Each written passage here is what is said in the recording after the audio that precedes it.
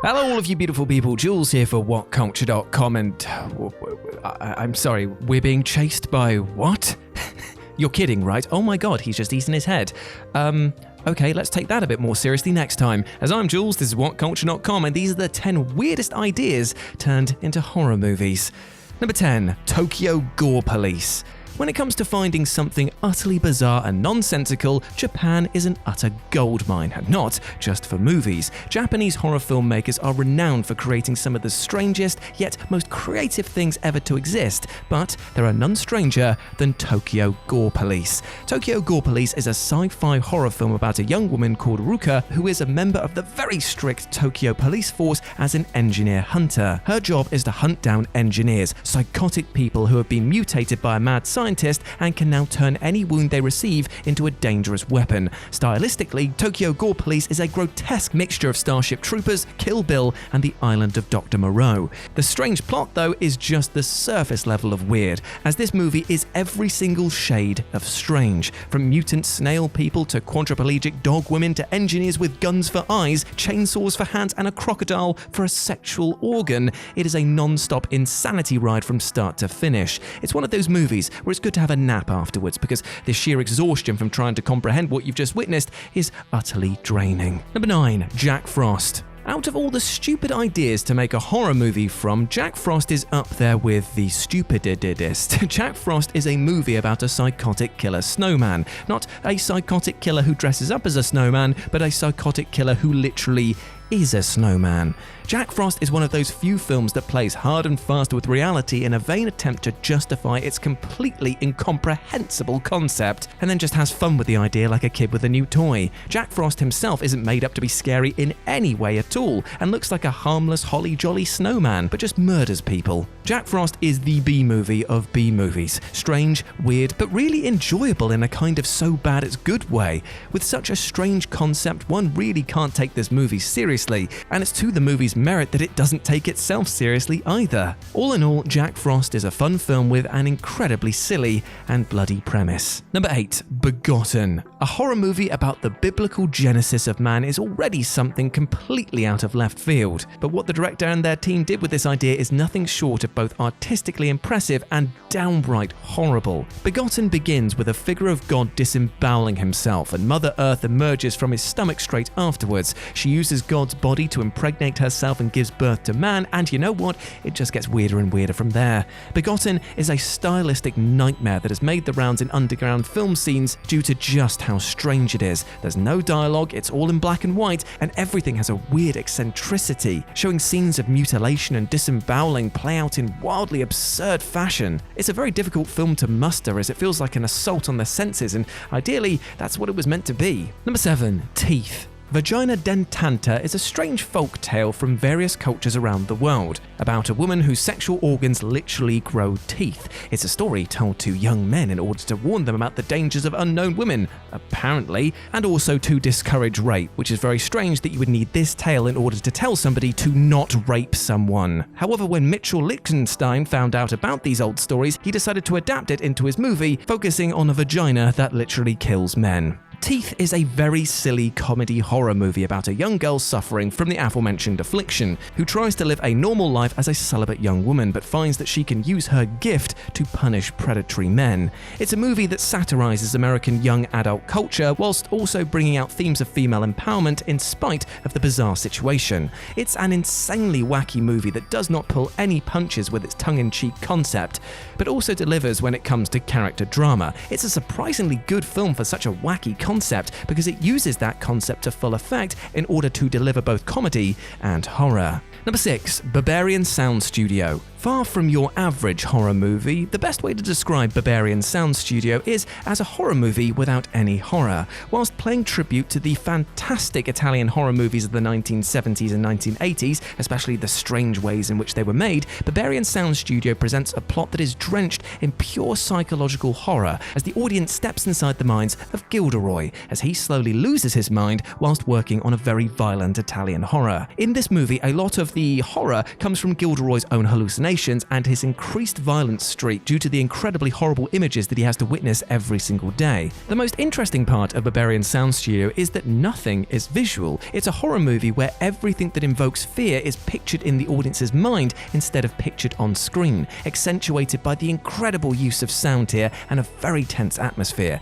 There isn't a single scene of blood and there aren't any jump scares, but still, it's utterly terrifying. I fully recommend that you give this a watch. Number 5, Attack of the Killer Tomatoes. Attack of the Killer Tomatoes is as mad as its title suggests, a movie about mutant tomatoes that kill people and the countrywide panic that ensues. This 1978 B-movie parody was built from the bottom up to be absolutely absurd and dreadful. But that's no excuse for the weird idea of psychotic vegetation that slaughters their way across the USA.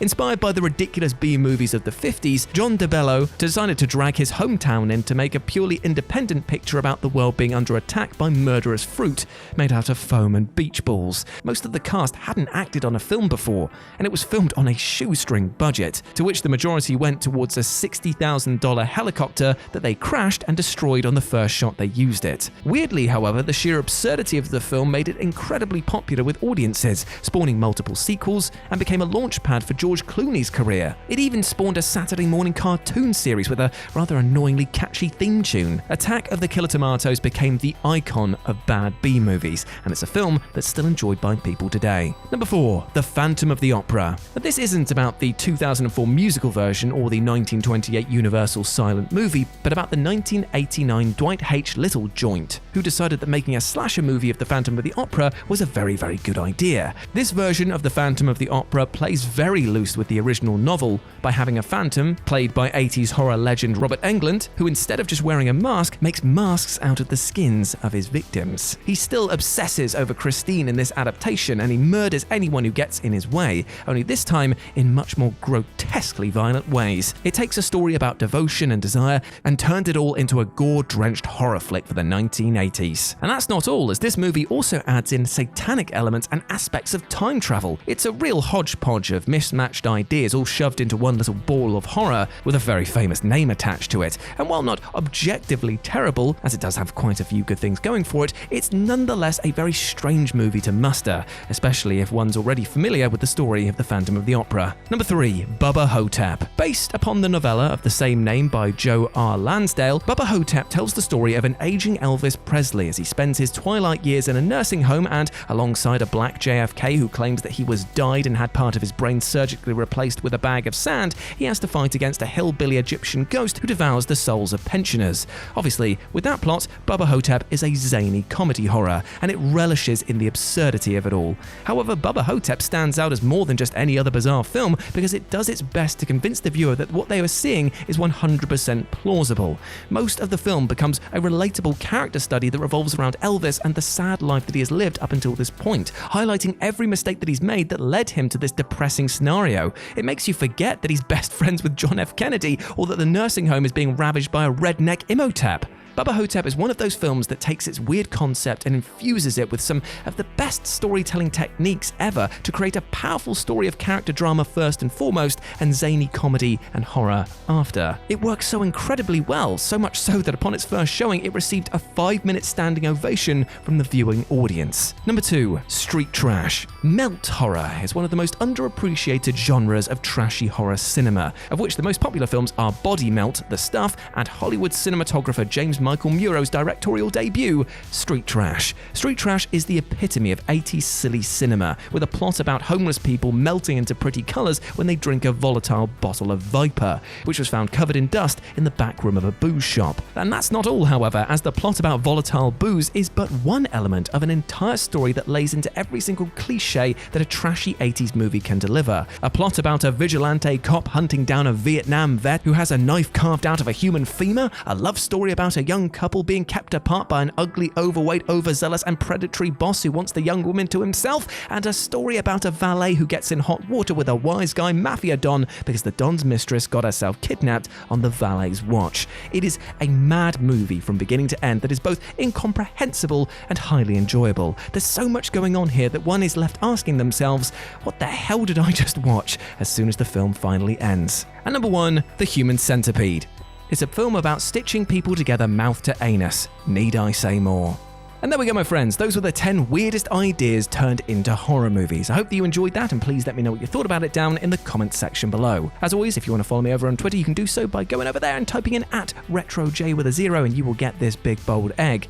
And you can follow all of my zany adventures as I live my very, very normal life. Or you can swing by Live and Let's Dice. It's my personal gaming channel where I stream every single Wednesday and Sunday. It'd be great to see you over there, my friends. But before I go, I just want to say one thing to you. I hope that you are treating yourself well, both mentally and physically. You deserve love, happiness, and success, my friends. We all do as human beings, and do not let anyone or anything else tell you otherwise. Now go out there and absolutely smash it, you big ledge. As always, I've been Jules. You have been awesome. Never forget that. And I'll speak to you soon.